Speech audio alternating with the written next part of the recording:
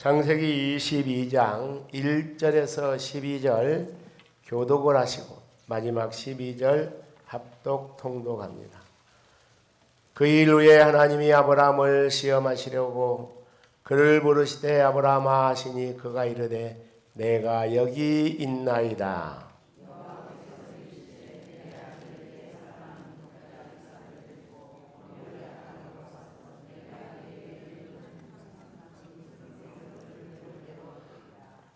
아브라함이 아침에 일찍이 일어나 나귀의 안장을 지우고 두 종과 그의 아들 이삭을 데리고 번제에 쓸 나무를 쪼개어 가지고 떠나 하나님이 자기에게 일러주신 곳으로 가더니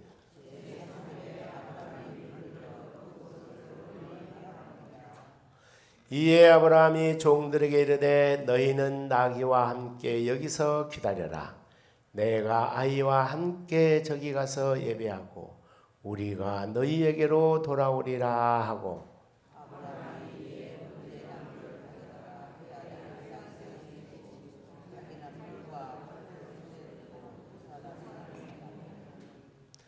이삭이 그 아버지 아브라함에게 말하여 이르되 내 아버지여 하니 그가 이르되 내 아들아 내가 여기 있노라. 이삭이 이르되 불과 나무는 있거니와 번제할 어린 양은 어디 있나이까?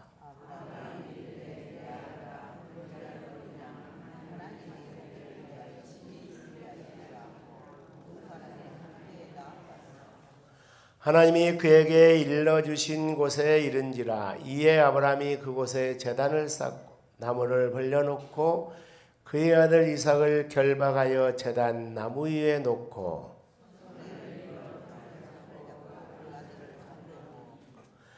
여호와의 사자가 하늘에서부터 그를 불러 이르시되 아브라함아 아브라함아 하시는지라.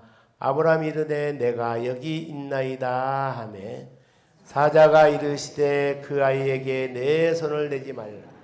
그에게 아무 일도 하지 말라. 내가 내 아들 내 독자까지도 내게 아끼지 아니하였으니 내가 이제야 내가 하나님을 경외하는 줄을 아노라. 아멘. 할렐루야. 오늘 아침의 주제를 한번 따라합시다. 모리아 산의 승리. 여러분 오늘 본문을 통해서 아브라함이 최종적인 믿음의 조상으로서의 이제 인정을 받는 모리아 산의 시험에서의 그 승리를 볼 수가 있습니다. 첫째는 모리아 산의 청문회가 개최되고 있지요. 여러분 이제 정권이 바꿔져서 국무총리라든지 장관이라든지 정부의 핵심 기관장들을 임명할 때는 반드시 그 임명 전에 청문회를 합니다. 청문회를 하는 이유가 뭡니까? 그가 지도자로서의 전문적인 식견을 가지고 있는가? 그 사명을 잘 감당할 만한 리더십이 있고 또한 그 분야에 오랫동안의 경륜이 있는가? 이걸 입증하는 것이 바로 청문회입니다. 여러분 오늘 우리 본문의 주인공 아브라함, 그는 믿음의 조상으로서 지난 사반세기 25년 동안 그의 인생의 여정을 믿음 안에서 갈고 닦았습니다. 이제 마지막 최종적인 시험을 치르는 청문회, 그는 잘 감당을 해서 이제 믿음의 조상으로 그의 생애가 우뚝 쓰임받게 된 줄로 믿습니다. 그러면 두 번째로 생각할 것은 이 모리아 산의 승리, 이것은 바로 그동안의 25년 동안 철저한 하나님이 그에게 인도해 주었던 신앙훈련의 결과인 줄로 믿으시기를 바랍니다. 여러분, 로마는 하루의 아침에 이루어지지 않았다라는 유명한 말이 있지요. 이 로마 제국은 하루아침에 이루어지지 않았다는 것은 뭘 이야기하는가? 소위 그레코 로만 컬처라 하는데 그리스 시대로부터 시작된 여러 가지 인문주의 또한 사상과 철학의 발달 또는 이제 법의 발달 그리고 나중에는 길은 로마로 이제 모든 도로, 교통, 통신 수단 또 이제 문화, 시설 이런 것들이 벌써 수백 년 전에 히라베 시대로부터 그 문화와 문물을 잘 계승하고 또 발전시켜서 대단한 로마라는 제국을 건설한 것이죠. 그랬던 것처럼 아브라함의 신앙, 이건 어느 날 하늘에서 우박 쏟아듯이 갑자기 그가 그렇게 대단한 인물로 성장한 것이 아닙니다.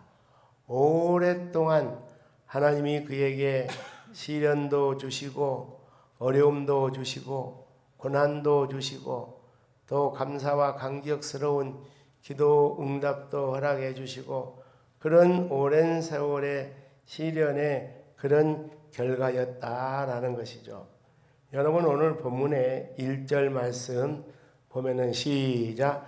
그 일 후에 하나님이 아브라함을 시험하시려 그를 부르시되 아브라함아 하시니 그가 이르시되 내가 여기 있나요. 1절 시작하는 단어가 무엇 후에? 그 일. 이 우리가 밑줄을 쳐. 이 그 일 후에라는 것은 다른 말로 말하면은 오랜 시간의 신앙의 연단이 지나간 후에 할렐루야. 여러분 우리가 믿음 생활에서 중요한 거 연단이 중요합니다. 경륜이 중요합니다. 목회 생활에서 중요한 게 뭐냐? 목회의 연륜이 필요합니다. 그 목회의 연륜 속에서 살아계신 하나님을 만나고 또한 자아가 철저히 죽어가는 겸손한 훈련을 받고 여러분 우리는 다 하나님 나라를 위한 직분자와 목회자와 믿음의 사람들로 부르심을 얻은 줄로 믿습니다. 그래서 이제 바울이 그의 목회 서신에서 감독의 그런 자격을 논하는 말씀 중에 어떤 말씀이 있는가? 신앙의 연륜이 짧은 자에게는 지도자의 그런 선택하는 것을 피해야 된다. 믿음의 연륜. 그래서 이제 우리가 인생의 여정 속에서도 그런 말 있지 않습니까? 산전수전 공중전까지 다 겪었다. 인생에 있어서도 어느 분야에 탁월한 경지에 가는 사람들은 많은 훈련 또한 시행착오 또 많은 그런 일들을 통과한 거예요. 믿음의 일꾼들도 마찬가지다라는 거예요. 그러면 모리아 산에 아브라함이 겪었던 시험의 몇 가지 성격이 있습니다. 그 첫째는 가장 소중한 아들을 요구하시는 하나님 아버지이신 줄로 믿습니다. 25년 만에 얻은 아들이에요. 눈에 넣어도 아프지 않은 아들. 그 아들을 바쳐라 하는 가장 소중한 것을 요구하시는 하나님. 또 두 번째 이 모리아산의 시험의 성격은 뭐냐? 포기할 수 없는 것 포기를 원하시는 여호와 하나님이신 줄로 믿습니다. 25년 만에 낳은 아들을 이 아들이 청소년이 됐어요. 이 아들을 어떻게 포기하겠어요? 근데 하나님은 그것까지도 요구하시는 여호와이신 줄로 믿습니다. 여러분 어느 맞벌이 부부가 막내 아들을 큰애한테 맡겨놓고 이제 돈을 벌러 나갔는데 갔다 오니까 아이가 잃어버렸어요. 사업도 직장도 다 포기해버리고 트럭 하나 가지고 전국의 고아원을 방문을 그렇게 인생에 이제 또한 중반부와 후반부를 다 낭비하고 말았다라는 글을 읽은 적이 있어요. 여러분 이 아이를 이렇게 소중한 게 부모에게는 재산이 소중한 것도 아니고 부모에게 가장 소중한 것은 아이예요. 근데 이 아이를 하나님께 바치라는 거예요. 그런 엄청난 시련에 그가 승리하게 된 도대체 비결, 교훈과 적용입니다. 이 모리아 산의 승리의 비결이 뭐냐? 첫째는 부활신앙의 확신인 줄로 믿으시기를 바랍니다. 오늘 본문 창세기 22장 5절 시작. 이에 아브라함이 종들에게 너희는 나귀와 함께 여기서 기다려. 내가 아이와 함께 저기 가서 예배하고 우리가 너희에게로 돌아오리라. 자, 여러분 밑줄 칠 부분이 있어요. 내가 누구와 함께 가서 예배하고 아이. 이 아이는 누구를 말해요? 이삭. 이삭과 함께 저기 가서 예배하고 이제 이삭은 제물로 바쳐버리니까 나 혼자 달랑달랑 너에게 온다 하지 않고 누가 너에게 돌아온다? 우리 복수를 썼어요. 아이와 함께 돌아오겠다. 그럼 벌써 아브라함에게 이 아이를 제물로 바쳐도 이 아이를 부활시켜 살려주실 줄로 믿습니다. 히브리서 11장 17절에서 19절 시작.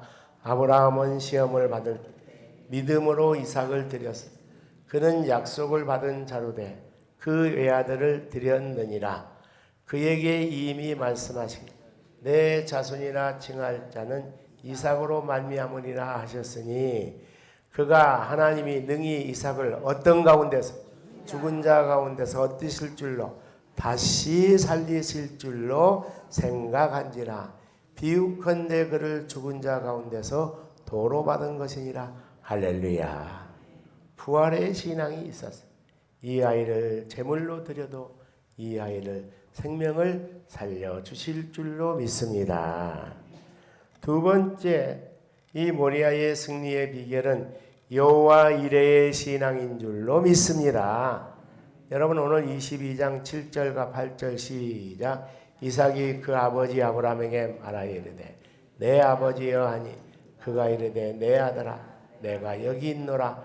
이삭이 이르되 불과 나무는 있거니와 번제할 어린 양은 어디 있나이까. 아브라함이 이르시되 내 아들아 번제할 어린 양은 누가? 하나님이 자기를 위하여 어떻게 친히 준비하시리라 하고 두 사람이 함께 나아가서 할렐루야. 여호와께서 친히 준비하신다. 따라합시다. 여호와 이레. 그렇습니다. 우리는 하나님이 우리의 인생의 모든 여정을 하나님이 다 준비시켜 놓을 줄로 믿으시기 바랍니다. 우리 옆에 있는 성도들 격려합시다. 여호와 이레 신앙으로 승리합시다. 자기가 자기의 인생의 길을 준비한다 그러면은 불안하죠. 답답하지요. 어떻게 내 인생 여정이 펴질까? 걱정 근심이 되지요.